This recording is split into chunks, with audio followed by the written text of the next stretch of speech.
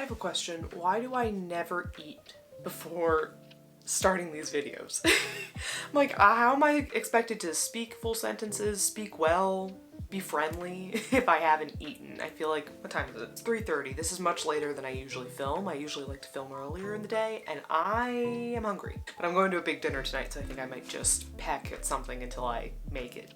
Literally fake it till I make it. But I wanted to sit down because this is the only time today I'll be able to film. Hi, if you are new here, my name is Catherine, and I am here to talk about books. I kind of just started this channel, but if you've been here at any length of time, you know that I love classics. Huge classics fan. I've been reading them for a long time, and that means I've been reading a lot of classics, and I've gotten to a lot of classics. Every time there's those, like, which I should do one of these videos, the Rory Gilmore list. I'm not a Gilmore Girls fan, but I do know that Rory Gilmore is a big reader, and there is a quiz online you can take to see how many books you've read that it shows in the show that Rory Gilmore has read. And I have taken that quiz before and been like, we'd get along. Rory Gilmore and I would get along because she's read a lot of classics and I've also read a lot of classics. So any of those big lists, I usually am like, oh, I've read that.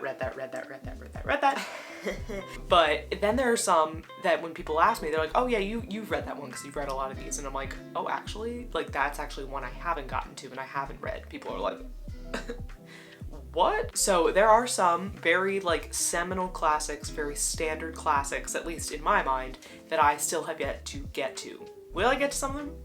I don't know. When we will, I don't know. A lot of them I own. They're literally been sitting on my shelf, some of them for years, and have been like staring me down, trying to get me to read them, and I will get to them. I promise I will get to these books. Because I think if I am going to call myself a classics reader, I will have to have read some of these ones on this list today. So that's what I wanted to just take you through. I thought this would be a very quick, very quick video, just to go through books that you might think that I've read that I have not read and that I'm looking forward to getting to. So let's start. First is The Handmaid's Tale by Margaret Atwood. I read my first Margaret Atwood earlier this year in January. I read The Blind Assassin, which was so good. So good. Highly recommend The Blind Assassin. It was the first Margaret Atwood, and now I'm like, I will now read almost everything she's written because she's such a great writer. And if you've ever watched her interviews or you've seen her speak, she's so funny and so brilliant, and so a huge fan of Margaret Atwood. The Handmaid's Tale is one that at this point, I mean, it has millions of reviews on Goodreads. The show came out and people were obsessed with it. Like, obviously this is a huge classic, and I just have never read it. I never picked it up. I haven't watched the show, but I picked this up at a library a long time ago. It has this weird, unremovable, of course, sticker. It was the Northwestern One Book, which is Northwestern every year picks a book that the whole university can kind of read together. In between 2018 and 2019, this was the Northwestern One Book. Very cool, but I wish I could remove the sticker. Anyway, fun story about this book. I was going to pick it up, and there was like divine intervention that told me I shouldn't read this book because I literally picked it up, I literally had it on my coffee table, and then we got the news that Roe versus Wade was going to be overturned. And I went, actually, it's too hot right now. I actually don't think I can handle reading this book. Basically, I put this book back and I just never picked it up again. I just never prioritized it. So I will at some point, if not this year, then next year for sure, because I know I have to get to this book. If you are unfamiliar with this is basically a dystopian novel in which there are certain members of society, the handmaids, that are literally just there to reproduce. So when Roe versus Wade was getting overturned, I went, I can't with that. Right now, I can't do it. So the main character's name is Offred, and it's about her journey, because she's a handmaid. Handmaid's Tale. I'll read it at some point. We'll get to her. The next is a book that, so in my middle school, there were two English teachers. I had one English teacher, and then there was another one. My English teacher did not read this book. In our class, we just didn't read this particular one. If you were in the other teachers' classes, they read this book. So I remember this book, like people talking about it and it being around, and it was like a book that us 7th graders were freaking out about, but my class didn't read it, and thus I just have never read this book. I never prioritized it. Don't know why, because it is like a very much an American classic. It's Fahrenheit 451 by Ray Bradbury. Again, I have a copy.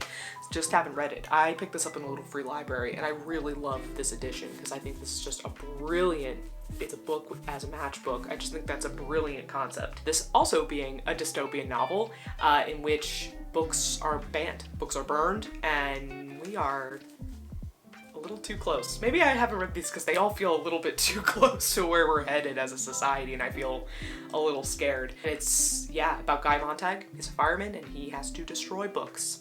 And it's Ray Bradbury just exploring what censorship in a society is like and why we should beware of it. So I have been wanting to read this for a long time. If 7th graders can read it, I think I can read it. So I will get to this at some point. I know I will. I've just never picked it up. So when I saw it in a little free library, I went, you know, I should get it. I have read Ray Bradbury. I have not read Ray Bradbury. I read The Illustrated Man, which is a collection of his short stories, which has The Veldt in it, the story The Veldt. Dude, if you want a crazy story, read that one. That one gave me some chills. So I've read Ray Bradbury and I think he's great. I just haven't prioritized this, but I will get to it. Fahrenheit 451. Hey Steve. My landlord knocked at my door. Next book. I read one of these authors' books in high school and I was not a huge fan. So then I kind of then was turned off from reading anything else by him. It's Mark Twain. I had read The Huckleberry Finn. I read The Adventures of Huckleberry Finn and wasn't a huge fan, so I have never read The Adventures of Tom Sawyer. This is like a loose series of his because Huckleberry Finn is a character in Tom Sawyer, and Tom Sawyer is like mentioned in Huckleberry Finn. What order you read them in, I actually don't think it matters that much. But this is the classic story of Tom Sawyer living in the South, doing his little Tom Sawyer thing. He's tricking people into painting fences for him. He is exploring caves when he shouldn't be. He is just being an overall menace to society. That is the essence of Tom Sawyer. Read Huckleberry Finn high school, was not a fan. Did not really like it. I felt like it wasn't really doing much. Like I was just kind of like, what's your point, Mark Twain? I don't really get the point. And maybe it was just his writing style. I was just kind of turned off to it. So I never picked up this one. I have read The Prince and the Pauper and I did like that one better, but I can't say either that was a classic that I'm like obsessed with. I kind of read it and went like, okay, that's cool. And so again, I have had this for a while and we just haven't done it. I can't say I'm prioritizing this. This may sit on my shelves for a bit longer, but we'll see if we'll try it and we'll see what happens. So next, I have shown this edition on my channel before. It's my double edition of Tale of Two Cities and Great Expectations. It has both of these behemoths in here. I have read Great Expectations. It's one of my favorite books of all time, but I have never read A Tale of Two Cities. Never read it. I have read other Dickens books, and what is so funny is that I've read like his more obscure works before I've read what is considered like one of his most famous, one of his most beloved, I'd say is probably Tale of Two Cities. I read freaking Old Curiosity Shop before I did this one, which I think is just so strange. What does that say about me? Don't read Old Curiosity Shop. Don't waste your time. I've never read Tale of Two Cities. It is classic. It's about two cities. It's about London. It's about Paris. And it features the French Revolution. So it's one of his historical novels. Again, I've read Barnaby Rudge, one of his very obscure historical novels. I read that one, but I have not read Tale of Two Cities. My boyfriend read it though this past year and he loved it. Like he could not say enough good things about it. And so I was like, I had a dream of reading Dickens in order. And I think I'm still going to pursue that, which I think that means the next one I have to read is Little Dorrit. So I think I will still pursue that path, in which case I won't get to Tale of Two Cities for a little while, because this was one of his later works, which is arguably why it's one of his best ones. So Little Dorrit I think is next for me, but this is still on the horizon. I will read this before I die. You heard it here now. Next, this is like a classic Victorian sensationalist novel, and me being a fan of Wilkie Collins, who was the capital K king of the Victorian sensationalist novel, it's just interesting I haven't read this yet. This has been on my radar since like 8th grade, 9th grade, when I was like really starting to get into the Victorians. It's Lady Audley's Secret by Mary Elizabeth Braddon. Like, why haven't I read this yet? I don't know, it is Victorian sensationalism, like it is quintessential, and I just have never picked it up. I bought this, oh my god, where did I get this? I got this for $1 somewhere, even though she's in beautiful condition. It's one of the Oxford World Classics, which is one of my favorite editions of anything. It says it's marred, which is so dramatic, because this doesn't seem, oh, it's highlighted. She's marred, she's a marked woman. Highlighting annotations in books does not bother me in the least. Like, I will read around that and I have no qualms. I have books that look way worse than this one. So the fact somebody was like, give it to them for $1, thank you. So I've had this for a little while. I've had this for a couple of years. When beautiful young Lucy Graham accepts the hand of Sir Michael Odle, her fortune and her future look secure. But Lady Audley's past is shrouded in mystery, and to Sir Michael's nephew Robert, she is not all that she seems. I just know it, like, it gets twisted, it's got lies, it's got intrigue, it's a sensationalist novel. And we love that, especially when written by a woman. We absolutely love. Go girl, get those secrets. So yeah, I have had this. Don't know why I haven't read it, but here it is. Classic Victorian sensationalist, Lady Audley's Secret. Next is a big one. This is a big boy, so it kind of makes sense why I haven't read it yet. However, people love this one so much and speak so highly of it that I don't know why I'm putting it off. And this is also one that's been on my radar for a long time. It's Don Quixote by Miguel Cervantes. Spanish classic, huge, she's really thick, but apparently, like, people read this and say this is like the funniest novel they've read of all time, which for having it being written so long ago, it's considered one of the first, like, big novels. And that's kind of insane. Pioneer of the modern novel, it's highly amusing satirical romance of eccentric knight-errantry in La Mancha, central Spain, and has captured the imagination of generations since its publication in the early 17th century. So this is about Don Quixote just going on his quest to dream the impossible dream. I actually first really became aware of Don Quixote by Man of La Mancha, which is a musical adaptation of Don Quixote. I think it takes some liberties, but it's basically the story of Don Quixote. Why I was aware of the musical before the book, as like a young person, like a middle school person, I don't know. I had some weird taste, but the song The Quest, where he sings To Dream the Impossible Dream, was like one that I always like had kind of burning in the back of my head. And I knew I had to read it at some point. So this is a complete unabridged version, because we don't do abridged on this channel. If you want an abridged book, you gotta go elsewhere, I'm sorry. So I had to make sure when I got a copy it was unabridged, which means this is a doorstopper. But I've heard that when people read this, they're like, you don't even realize it is that long. Like, you just fly through and you have so much fun because it's so absurd. So I will get to this. I don't know when, because I have so many big reads, big as in like big thick boys, planned for this year. I don't know when I'm gonna get to this, but hopefully soon. One that I haven't read, and I can't believe I haven't read, Don Quixote. Next is one that it makes sense I haven't read this one, but in terms of like a classics canon, it's kind of like, how have you not gotten to this at this point? The Iliad by Homer. This is the Robert Fagles translated, which I think people would argue is like the one to read, from the ancient Greek. Let's just get it out of the open. I read the Odyssey in high school and I hated it. Did not like the Odyssey.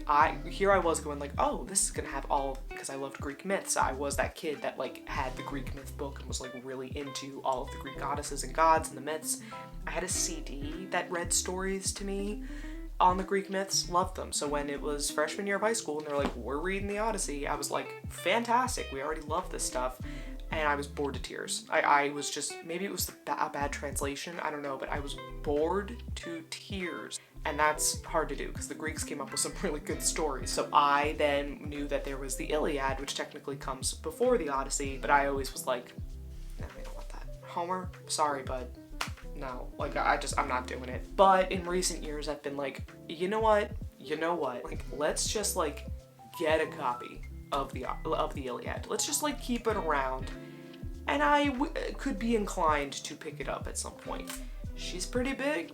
It's about 600 pages. I like this edition, deckled edges. I got it for $2 somewhere because someone really like annotated the heck out of it. But again, I'm fine with that. and we'll read it. We'll get to it. I'm just putting it off. I plan on maybe doing a series of videos where I reread books that I had to read in high school that I hated and see if they hold up to that standard or if my mind has been changed. The Odyssey would definitely be on that list because I remember like literally finishing that book and being like, be gone from me. So I might just read that book again, but I think I will read the Iliad first because I haven't read it. If I still am like, we hate this, it could be Homer, not me. Homer, you're the problem, not me. Or if I love it, then I'll give the Odyssey a second chance.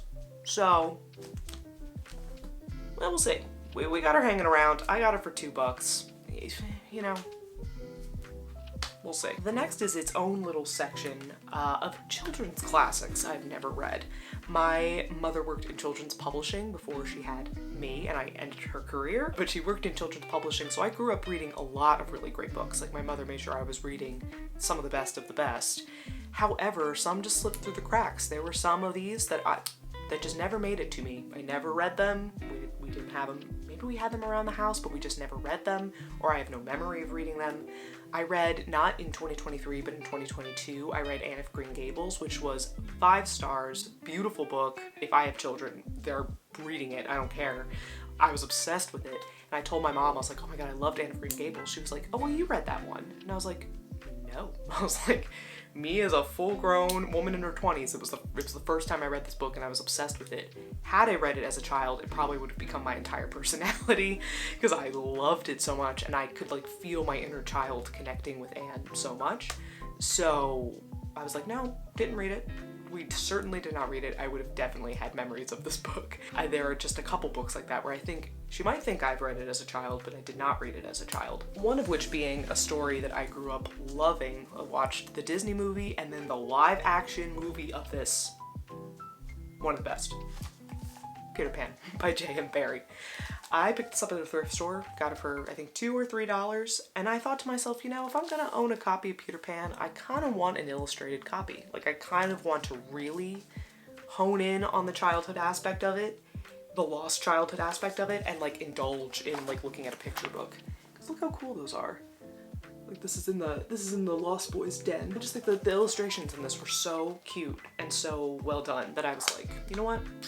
We'll get an illustrated copy. I could probably read this in a day, but I still just haven't read it yet. This is a classic story. Classic story. If you do not know it, it's about these 3 children, the Darlings. They live in England, and one night this little boy comes flying into Peter Pan comes flying into their bedroom and takes them away to Neverland. They learn to fly, they go to Neverland, and they meet all of the cast of characters that occupy this Neverland because these children never grow up. If you go to Neverland, you're a child and you don't grow up. So the story is about coming to terms with you're never going to be a child forever. You have to grow up, and just coming into your own, coming into yourself. The little light racism in the Disney movie is not great, but overall it was one of my favorite Disney movies growing up. And again, the live action movie. Actually, the live action movie. This was back before Netflix streamed. This was back when Netflix was a DVD service. For all those youngins on here who don't remember this, you would order the DVD from Netflix and they didn't have a return date. They let you keep it for as long as you wanted and returned it when you were done. Unlike when you would go to Blockbuster or the video store, they said, okay, you got 2 weeks, then you got to give this back. Netflix was like, nope, you can bring this back whenever you want, boo. Which means we never returned this this movie. The live action Peter Pan DVD we got from Netflix, and we kept that for years. Like we had it in the little Netflix slip for years. They never got it back because we were so obsessed with it. We'd watch it over and over again. So I have always loved this story. Loved it. And so I'm like, I might as well just read the original story, the original text, the thing that started it all. So Peter Pan, we decided just to send it and just get it. Again, this was $2 at the thrift store. I'm like, I might as well. Worth it. Worth every dollar. This next one, I don't own this book. We had my mother's copy a long time ago. It's somewhere in the house, I'm sure, because I believe it was my mother's when she was a kid, but I just never picked it up. I never read it. It's The Wonderful Wizard of Oz. Obviously, the classic 1938-1939 movie is a classic in our household. Gold standard, amazing movie. I've watched it 10,000 times if I've watched it once.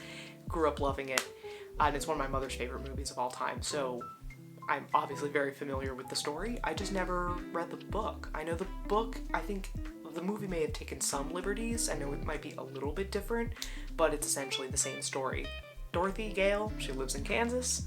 She gets whisked away by a twister, and she winds up in the wonderful land of Oz. And she has to find her way home and meet some friends along the way, the Scarecrow, the Tin Man, the Lion, and they're also running from the Wicked Witch of the West who wants Dorothy unalived. The classic story. I don't own it. I don't even have a copy of it with me, and I've never read it. But someday I will. Someday when I want a nice little light, easy read and I just want to visit that world on the page instead of with the movie, because again, I've seen the movie so many times, I will watch it. On another note, I watched a documentary called Lynch Oz, and it's all about David Lynch's obsession with Oz. He has said in an interview, he's like, there's not a day that goes by that I don't think about the Wizard of Oz. But then he gave nothing else, he just gave that, and that made me go, what the heck? And so this movie draws parallels between, it's different commentators and different directors talking about the parallels between Lynch's work and The Wizard of Oz. And it's fascinating. It is really, really good. So if you're a fan of David Lynch or The Wizard of Oz, definitely though, if you're a Lynch fan, I recommend watching it. But it makes me now just go, like, if he was so obsessed with the movie, it makes me just want to delve into the book more too and just see what's going on there, see what kind of connections are there, because Lynch doesn't give any explanations to his work at all, like a good surrealist would. He doesn't give you anything, and so the fact he says that gives you somewhat of like a window into his mind and how he sees the world and how he is showing the world through movies. So fascinating. Maybe I'll read the book and make some kind of my own little commentary on that, because we're a big David Lynch fan here. It's one of my favorite directors. So Wizard of Oz, never read it. We'll read it. I have this book technically. It's not here with me in Chicago, and also it's in French. It's the Petite Prince, Le Petit Prince. I have it in French. In high school, I took French, went all the way to the AP level. Can I speak it now? No, je ne peux pas. But I can read it pretty well. I still can, even though I'm pretty out of practice. But when I was in high school, I was starting to read at a pretty good level. And I could write in it very well, I just couldn't speak it. So for Christmas, my mom got me a copy of it in French. So I have it at home in French. Can I read it now in French? Don't know. That's undetermined. It's technically a book for children, but it's one of those books that I've heard that, adults love it so much. One of the YouTubers I follow, Carolyn Marie Reads, that is like one of her favorite books of all time. Like, it informs so much of her worldview, her other reading, her art. Like, it really just is that book for her. And I know that so many people connect with it across all ages, across all nationalities. So I have been like, I want to read this. Like, I definitely want to read this. I think it will touch me, inspire me. I think it'll be a good read.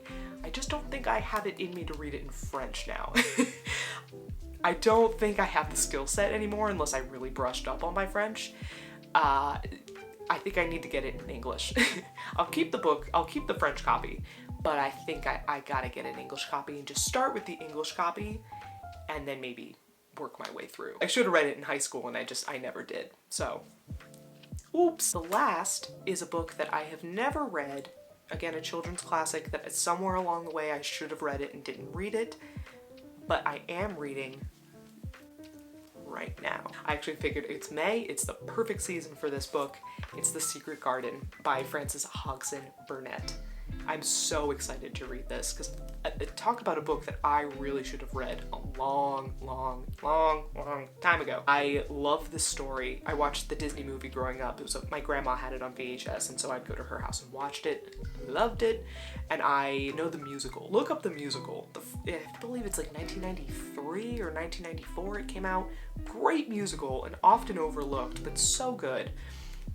The Secret Garden. This is a classic story if you don't know it. It's about Mary Lennox. She grows up in India during, of course, the British, I almost said invasion, but pretty much British occupation of India. But her family and basically everyone she lives with there dies of cholera. So she is sent to her really only living relative, her uncle, who lives in like a very vast estate in Yorkshire. And she has to go live with him. And Mary is very spoiled, very bratty, very surly. She's not a happy kid at all. She goes to live there. But as she lives at this house, she grows into herself because there's a little secret garden that she finds locked away at the estate. And she goes into the secret garden and starts to make it beautiful again, along with the help with one of the servants' brothers, or it's her son, and her cousin, Collins, who's very sickly and very ill, but she starts to bring him out into the garden. He starts to thrive as well. Spoiler. But if you don't know the story, I'd be surprised if you don't. It's just one of those stories that, like, around the world, people just absolutely love it, myself included, because I know this story and I've loved it for so long that I'm like, again, it's time to just read the book. It's time to just get to the original source material. And I just think this is like just a nice reprieve from other books that I'm planning to read that are a little bit more dark. And it's May, it's gorgeous outside, it's like a perfect quintessential spring book. I have a really nice little floral bookmark in it. Like, it just is like a nice little, like, I just started this today. Like, I literally just picked it up, read the first chapter, and was like, lovely, this is exactly what we want. It's a child's book, technically, but I'm not feeling like I'm like, oh, I'm too old for this, or like, this is too easy. It's just told very simply, so I think children would be able to latch onto it and read it easily, but it's written very, very well. And so me as an adult, I'm like, I'm still getting something from this. And of course, it's stepping into old characters and stepping into a story that I'm like, I know exactly what this is, and it feels very nice. So The Secret Garden, I did read as a child, her still loved book, but I'd say lesser known, A Little Princess, which is sad. Such a sad, sad book. This one's also a little sad because of what I know about it, but Little Princess was just like another level of just like depressing. But I loved that book as a kid, and so that's why it's also surprising that I read that one, but I never read this one. A Little Princess movie with Shirley Temple, very good, recommend. But sad. You're like, oh, why is everyone so cruel to this child?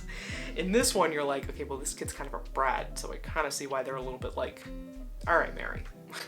Okay, Mary. But the transformation and like the growth of Mary in this story is so beautiful. And again, the musical, Come to My Garden, that song, kills me. Every time. Goosebumps, kills me. It's so good. So go listen to the musical and then pick up the book.